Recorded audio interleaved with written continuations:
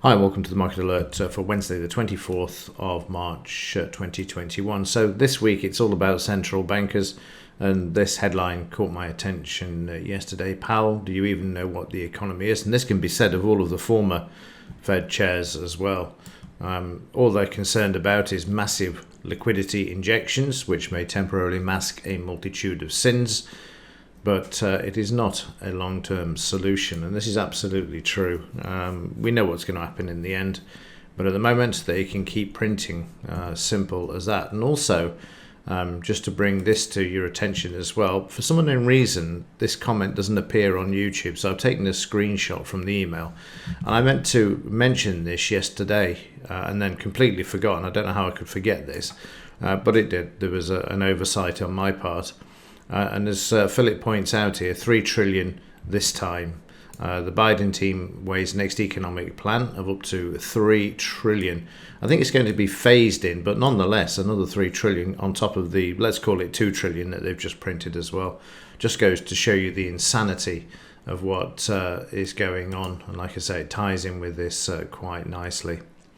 So yeah, watch out for the 3 trillion that is en route to boost the markets, the infrastructure of the US economy once more. We had this last year.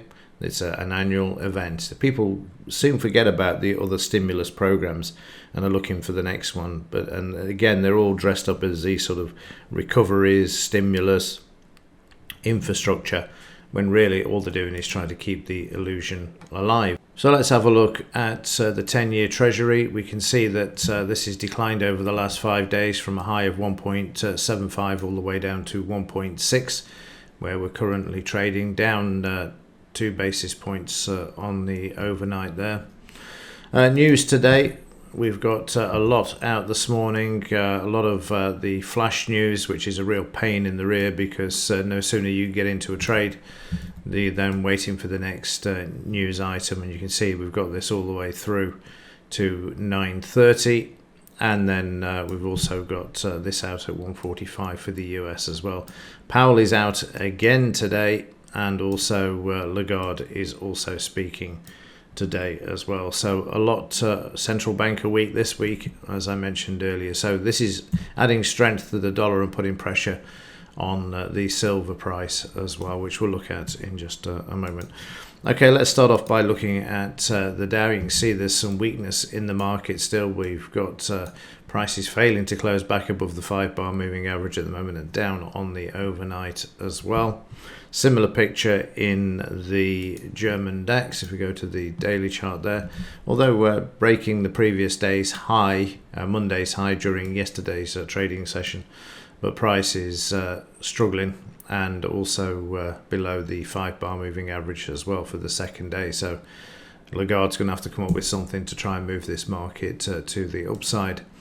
Meanwhile, overnight, not too much activity, as we can see here. The market opening at the DP level, trading up to the 200 MA there as well, before moving back to the downside there, then managing to come back to the DP. You can see it's like a magnet, and at the moment, very tight range.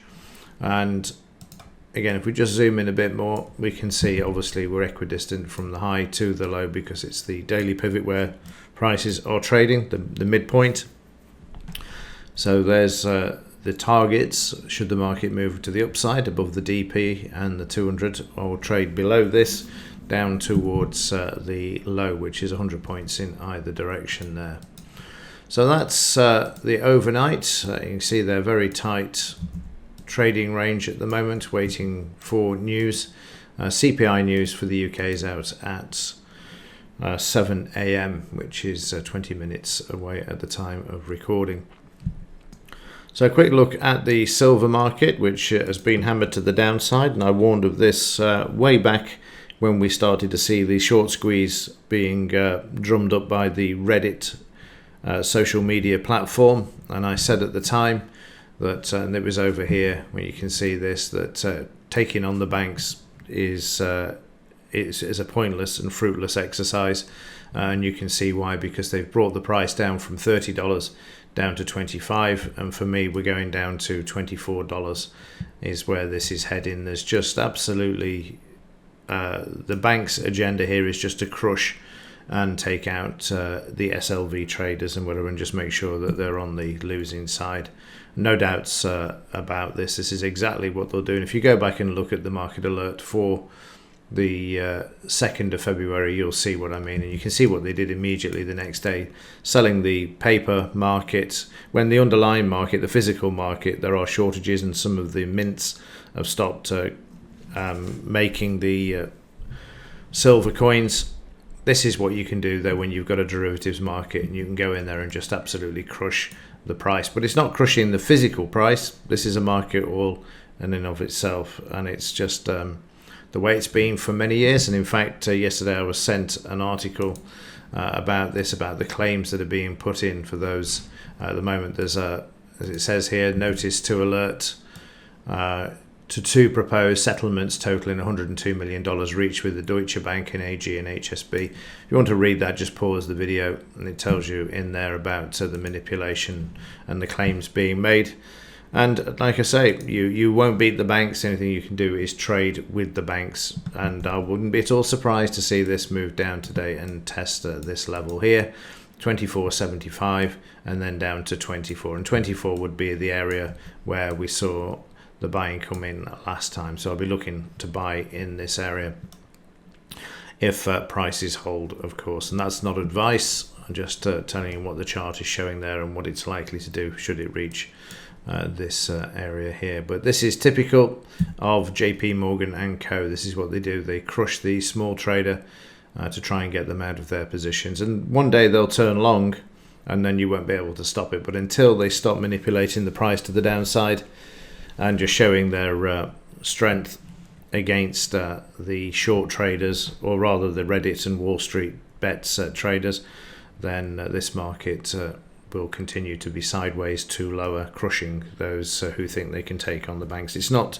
like shorting GameStop or buying GameStop and forcing a hedge fund. A hedge fund is negligible compared to the likes of JP Morgan, who last year were fined $1 billion for the manipulation of the silver price. This price should be in the region, adjusted for inflation, according to David Morgan and John Williams of Shadow Stats, in the region of $600 per ounce, accounting for the fact that in 1979 the price, its high was $50 then and $50 in 2011. The market can't seem to get above this because of manipulation by the banks. So there we go. That's my thoughts with this, but I have warned on this since we reached this $30 or just under $30 back on the 1st of February. This is what they would do. They would crush the market, and that's precisely what they've endeavored to do. But I think there's still further to go on the downside, as I pointed out in Monday's market alert, this sort of activity from last year, where this is how silver generally ends in a down move before turning around and moving up, as you can see what it did during last summer, of which I managed to return 500% on some ETFs that I bought at the time after watching this sort of tactic. And again, I'm watching for this now to happen. Again, you can see this more recently here, and then they test, and then they can move the market back, and that's what we're looking for in this area. Okay, let's have a quick look at what the market did yesterday. And let's move over. And it was a fairly quiet morning to start with, because obviously central banker week, and this seems to be the theme and the pattern at the moment. So prices open sharply to the downside, put in a sell signal, fill this, and then move to the downside. But you can see them buying back in here. They did manage to reverse and send prices lower, down to the low. And as I've warned before, if prices trade down towards the low, then you can expect to see the buying come back in, and that's precisely what we saw there. So this area is the sort of the right opportunity to, if you want to maximize the profits, then these sort of areas are crucial, and I'll show you in the 1 minute chart as well. This is the 1 minute chart, and you can see them buying back in here as they tested the market and brought it back. So again, there's a pattern of repeatability here with how they do this, and then you'll see the market being brought back to the upside. We had a potential buy signal, but we had a problem here because we're at 89% of the retracement from this high to this low, and the market's also got the BRN and the 200 MA in the way as well. So prices bang their head. They can't move any higher. There's too much selling, so they send the market down, take out the stop, and then find support at the BRN and 62% retracement from this low to this high. Prices then rebound once more. We have another buy signal, this time stopping at the 78% retracement, and then starting to move to the upside once more, which we'll see. And then again doing exactly what it did before in this area here. Once it got to the scalp, we see prices being moved back to the downside there, and then finding support and a sell signal, but the sell signal is not filled. We then see the market reverse back through the buy signal and then trade sideways and eventually move up. And then as we get to the 200 MA, we get some potential weakness coming in. And at this point, it's a case of stop to break even and then just watch and see if there's any further clues. And then we get further potential weakness here. And it's a case of taking the money off the table to cover the loss on the losing trade earlier in the trading session there. And then the market just trades sideways to lower for the remainder of the morning. Meanwhile, in the afternoon, I'm going to go through this very quickly because the market just traded sideways, waiting for Powell to speak, and then prices moving higher based upon whatever he said, and then a bit more sideways move. Then we had a potential sell signal, which you'll see in just a moment. As prices remain sideways, there was a quick short for the afternoon, whatever he said, sending the market through the high. You can see how they tried to hold the high though there with the buying pressure. They failed to do so, and then prices sailed through, and again you'll see them buying back in at this point here. The volume is very high compared to the selling bar that preceded it, and as prices close back above the 5-bar moving average, again you can see a lot of volume here, and once again prices find a bit of support there and then trade back 78% and then get stuck in a sideways move and start to move back to the upside. But again, you can see how they bought back in here.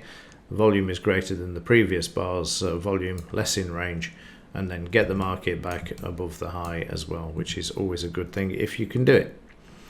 Okay, that will do it for this one. If there is anything else to report, I will let you know. But like I say, it's another Fed day today, likely to strengthen the dollar once more as well, which is another reason why you're seeing the price of silver move to the downside as well. Just bring this in here for you so you can see.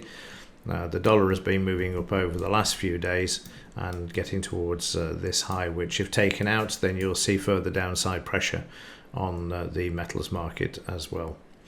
Okay, like I say, that's it for this one. If there is anything else to report, I'll let you know. But otherwise, as ever, thanks for watching. See you in the next one.